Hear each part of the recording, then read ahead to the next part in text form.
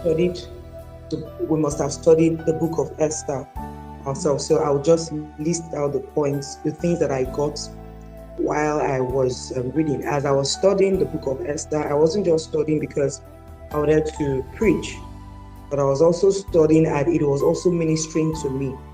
So I'm going to be writing some of our points, some of the points I listed out, and when I'm done, I'll just wrap up in case other people come online and are willing to participate. So the first thing that I noted here is from Esther chapter 1, verses 17 to 18.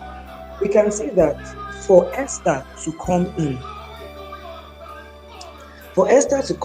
Esther came into authority because the queen at that point, Queen Vashti, she misbehaved. Okay, she misbehaved. I don't know if we read the beginning part whether we read the beginning part, I think that's chapter 1, where the king, hosted a banquet and then he wanted to display the queen's beauty and told her to come, and then she disobeyed, she didn't come and all of that. So they had to pass a decree, they had to remove her as the queen, and that's when they had to get a lot of virgins so that the king would be able to choose a wife, and Esther was chosen. And so there's a part in verse 17 and 18. That was after Queen Vashti, after she disobeyed. Verse 17 and 18 says, for this deed, let me use the KJV. It says that, for this deed of the queen shall come abroad. Sorry, let me use NLT. That was what I used for the study. So it says, women everywhere will begin to despise their husbands. Women everywhere will begin to despise their husbands when they learn that Queen Vashti has refused to appear before the king.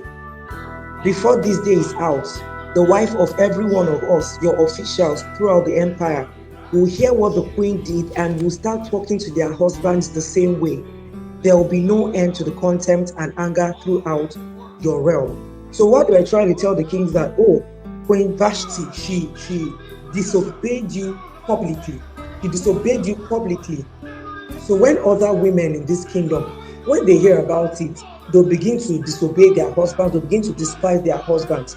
So the first point that I wrote here is that when you get to a position of authority, your actions and inactions will definitely influence people, knowingly or unknowingly. So you should be careful of what you do. So we can see that Queen Vashti did not disobey all the men. She didn't disobey all the men. It was just her husband. But the people were like, if other women know that this queen disobeyed her husband publicly, the women in the kingdom will begin to despise their husbands in the same way. So we have to understand that when you get to a position of authority or a position of influence, your actions will definitely influence people. That's why we call all these our so-called celebrities, we call them social media influencers, big influencers, because they are influencing people on social media. So when you get to a position of authority, you need to understand that your actions will definitely influence people. So we need to start from now to begin to train ourselves, begin to groom ourselves for the top. We saw what played out a few days ago when they were throwing slabs up and down. Do you understand? When you are the wife of maybe somebody in authority, there's a way you are supposed to act. There's a behavior that is expected of you. Are we together? So, like I said, when you get to a position of authority, you need to understand that your actions will definitely influence people. So we need to be careful of what we do. Even as a leader in church, for example, people are looking at you. So what you do, imagine a pastor's wife now. Maybe you come to church late, you're not active in church. Of course, definitely, the sisters in the church will copy you. You did not ask them to copy you. They will copy you because you are in a position of influence. So we need to be careful what we do, and we need to start training ourselves, start grooming ourselves for the top. The second point I would like to raise here is that when you have been elevated to a position of authority, do not forget your training. That's in Esther chapter 2, verse 20. Verse 20, it says, Esther continued to keep her nationality and family background a secret. She was still following Mordecai's orders, just as she did when she was living in his home. That means when she was living with Mordecai, she used to obey his orders. Now that she's a queen, the Bible says she continued to follow Mordecai's orders, just as she did when she was living in a house. So the fact that she became a queen did not make her to forget her home training, because there are some people, when they get to a position of authority, they don't listen to anybody, they forget their home training. They don't take orders anymore. They'll ask you, who are you to talk to me anyhow? You understand? So it shouldn't be like that for us. So we need to understand that when we are elevated, we shouldn't forget our home training. We shouldn't get to a point where we listen to nobody, because if you get to the point in your life where you listen to nobody, just know that you are heading towards destruction. So we can see from verse 20, it says, Esther continued to keep her nationality and family background a secret. She was still following Mordecai's orders, just as she did when she was living in his home. So what the Bible is trying to tell us is that Esther becoming a queen did not change anything. It says that the same way she was following Mordecai's orders when she was with him is still the same way she was following his orders as a queen. So when we are elevated in life, we should not get to a point where we do not listen to anybody. We should not forget our home training. Then the third point, from Esther chapter 4 and verse 14, that's where I got the theme of today's meeting. It says, if you keep quiet, this was Mordecai now talking to Esther. It says, if you keep quiet at a time like this, deliverance from the Jews will arise from some other place, but you and your relatives will die. What's more, who can say but that you have been elevated to the palace for such a time as this? So for Esther to be elevated to the palace, it was not just for nothing. God, my point here is that God is a master planner who plans things from the beginning. Now, when Esther paraded herself, to become a queen, she never knew that a time will come when she will arise as a deliverer for her people, for the Jews. She never knew. But God knew all along. God is a master planner. He plans things from the beginning.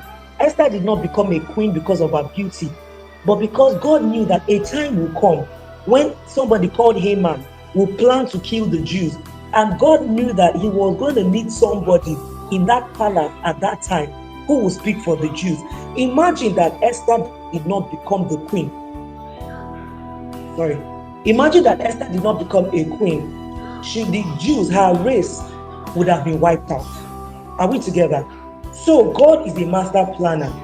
So when you are given a position of authority, when you are elevated, when you are promoted, ask yourself, why did God put me here? God elevates people in life, and then sometimes we just sit down and we are doing our selfish biddings. We're just taking care of ourselves. We are concerned about ourselves alone without knowing why God put us there. When God gives you some kind of maybe material wealth, or he puts you in a position of influence, it's for a purpose, it's for a reason. So every promotion that comes to you in life is for a purpose. You just want to find out, with this promotion that I have, with this new level that I'm in, God, what can I do to advance your kingdom with this?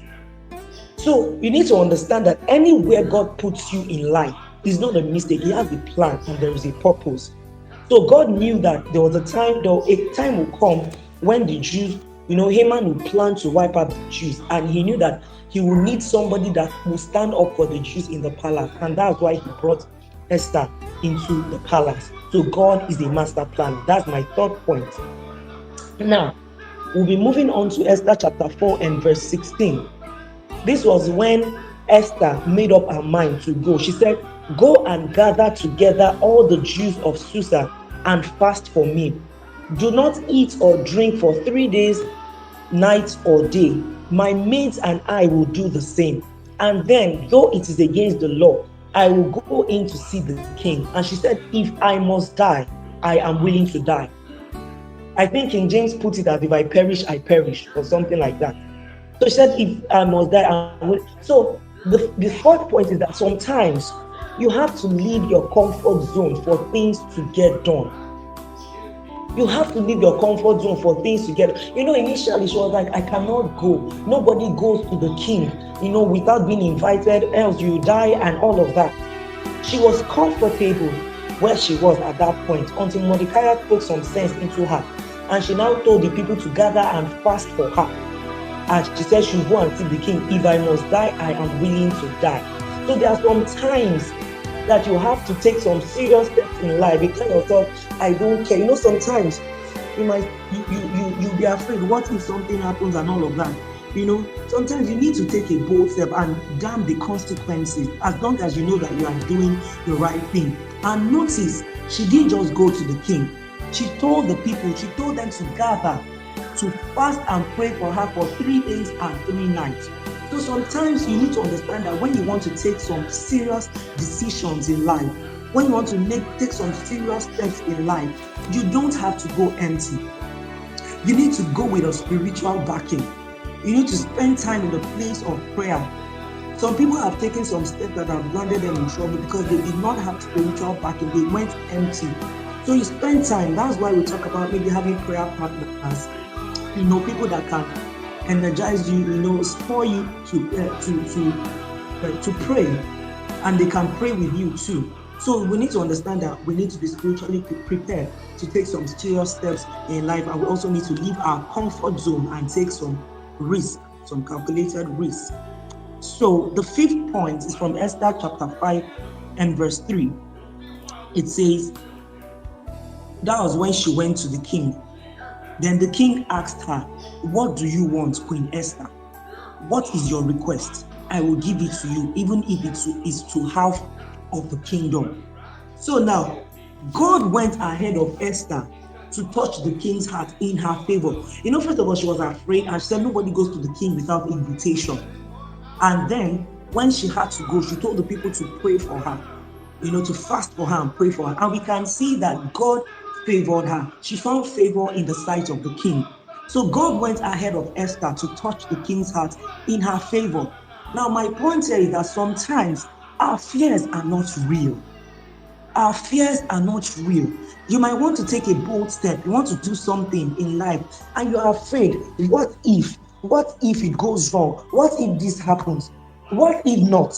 That's what you should ask yourself. What if not?